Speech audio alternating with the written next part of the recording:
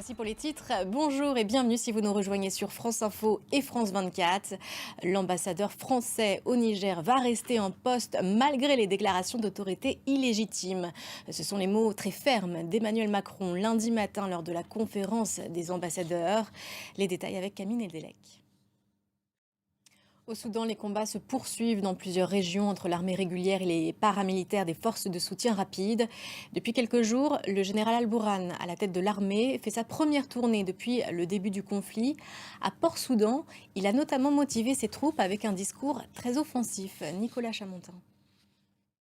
Et on continue avec ces nouvelles avancées de l'armée ukrainienne. Sur le front sud, le village de Robotyne a été repris après une bataille de plusieurs semaines. Et puis en second pas, cargo est parti d'Odessa malgré le blocus russe, est arrivé sans encombre dans le port d'Istanbul. Celui-ci était chargé d'acier destiné au marché africain. Kiev espère surtout pouvoir recréer une voie de sortie en mer Noire pour ses céréales.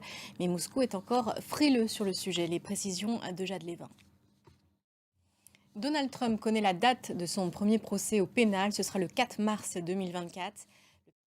Et un patron qui se lance dans la course à la présidentielle, ça se passe à Taïwan. Il s'agit du fondateur de Foxconn, une entreprise qui fabrique des pièces électroniques et qui fournit notamment Apple. Terry Gou n'a pas réussi à obtenir l'investiture du principal parti d'opposition et se présentera en tant qu'indépendant.